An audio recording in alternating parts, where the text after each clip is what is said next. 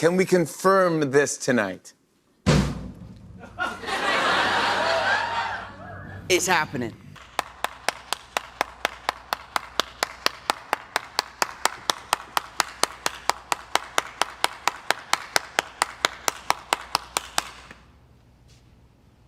What can I say? Sarcasm just runs through my English veins. I don't want to rain on anybody's parade, but when I heard this news that Tom Holland would be returning for a 4th Spider-Man movie, I wasn't necessarily excited. I wasn't disappointed either. I was just like...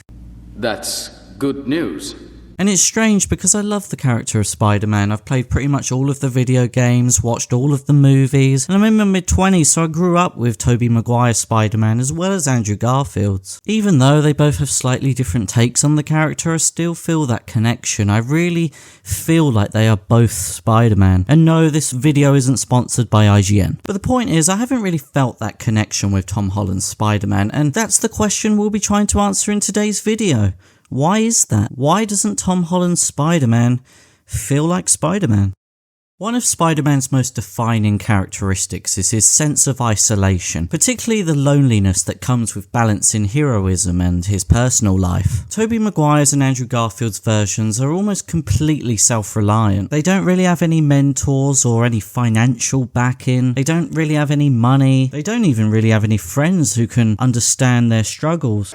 Oh, what a loser! And because of all of those things, it forces Andrew Garfield's and Tobey Maguire's versions of Spider-Man to carry the burden of responsibility by themselves. In Tobey Maguire's first Spider-Man movie, Peter Parker has to cope with his powers and responsibilities without guidance, relying on his own instincts and moral compass. This is also reinforced visually as the director Sam Raimi is often framing Peter alone against sometimes gloomy New York backdrops, which emphasizes his isolation. And now we have Tom Holland's Spider-Man, who is embedded within the broader Marvel Cinematic Universe, where now he's surrounded by powerful allies and mentors. Iron Man being around as his benefactor and mentor, particularly in Spider-Man Homecoming, removes much of the independent decision-making that Spider-Man is known for. Tony Stark even rescues Peter from drowning, which undermines the traditional self-reliant aspect of Spider-Man's journey. The framing and blocking techniques used in Spider-Man Homecoming often positions Peter as smaller or in the background when standing beside Tony Stark. This visually signals to the audience his subordinate role and lack of autonomy. The mentor-student relationship between Peter Parker and Tony Stark, it's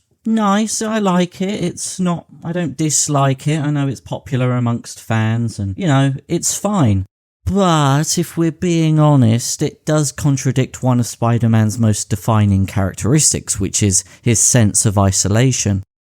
Spider-Man's character is tied to the themes of sacrifice, particularly the idea that his responsibilities as a hero will inevitably lead to personal suffering. Tobey Maguire's Spider-Man loses his best friend, struggles to maintain a relationship with Mary Jane, and constantly wrestles with the consequences of being Spider-Man. In Spider-Man 2, Sam Raimi conveys Peter's emotional turmoil through scenes of physical exhaustion and isolation, like the moment where Peter is tired and vulnerable and is staring blankly in his miserable apartment like I do quite often.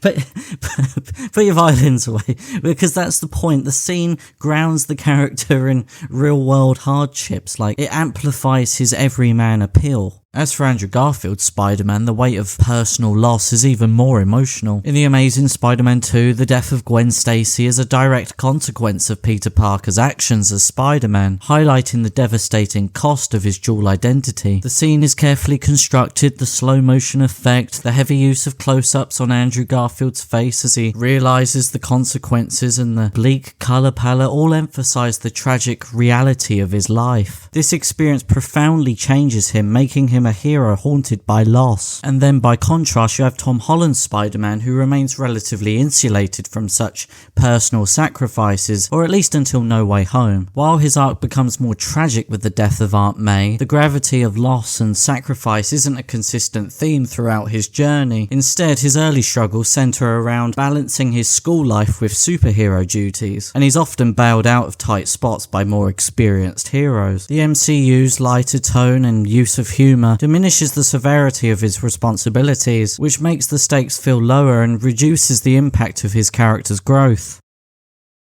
Remember, With great power comes great responsibility.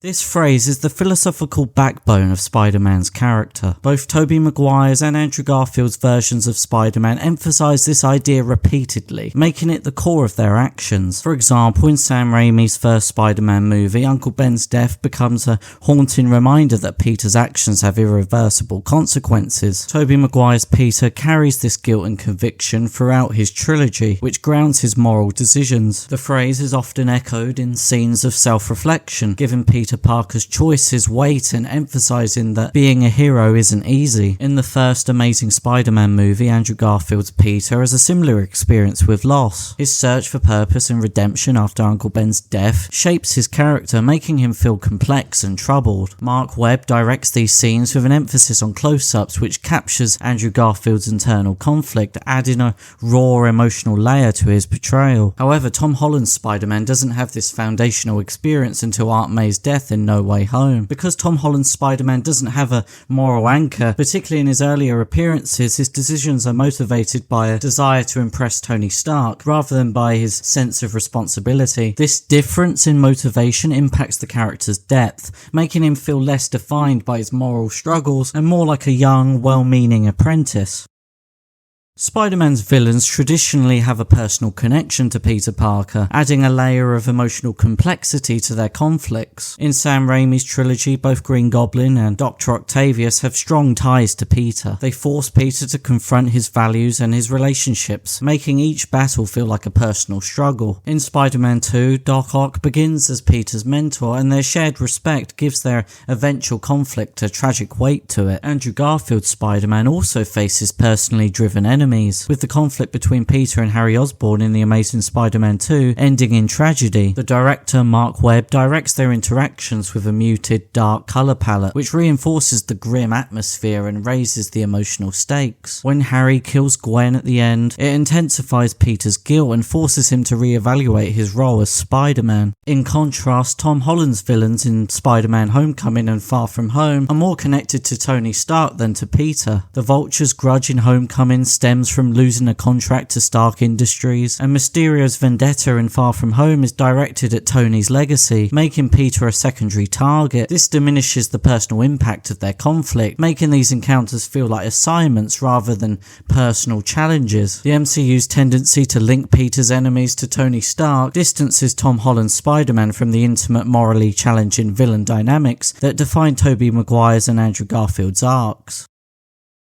Both Tobey Maguire's and Andrew Garfield's portrayals emphasise the rapid growth and maturity Spider-Man experiences, often through hardship and loss. Tobey Maguire's Peter Parker evolves from an awkward teenager into an adult who must put his responsibilities above his desires. In Spider-Man 2, Peter's choice to abandon his powers reflects a mature struggle with his dual identity, a theme that Sam Raimi highlights through visual storytelling. Like Peter's iconic trash can scene where he discards his Spider-Man suit, it symbolises his inner conflict. Andrew Garfield's Spider-Man also goes through a similar process. He begins as an impulsive, rebellious teen, but matures significantly after Gwen dies. This event leaves him scarred and more cautious, adding a somber tone to his character by the end of his arc. Marc Webb's direction mirrors this maturity through slower pacing and reflective scenes, allowing the audience to witness Peter's emotional growth. However, Tom Holland's Spider-Man story remains largely contained within a coming-of-age framework that's focused on school and teenage issues for much of his arc. While this makes him relatable to a younger audience, it also creates a version of Peter Parker who feels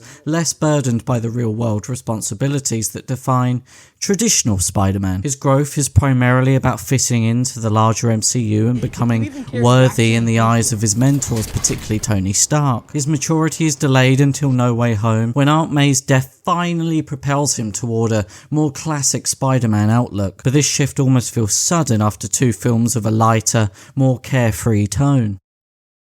The qualities that make Tobey Maguire's and Andrew Garfield's portrayals of Spider-Man feel authentic. Self-reliance, personal sacrifice, a sense of responsibility, intimate villain dynamics, and rapid maturity are less pronounced in Tom Holland's interpretation of the character. Tobey Maguire and Andrew Garfield's Spider-Man wrestle with the weight of their powers in isolation, facing villains with personal ties that challenge them both physically and emotionally. Tom Holland's Peter Parker, on the other hand, exists in a more collaborative, insulated world where mentors, high high-tech gadgets and external validation from figures like Tony Stark shape his story, he often feels like a superhero in training rather than a fully established Spider-Man. The lack of consistent personal stakes, independence and moral grounding early in his arc makes his journey feel less like the traditional Spider-Man path and more like a fresh, MCU-inspired take on the character. And that's the blunt truth of it.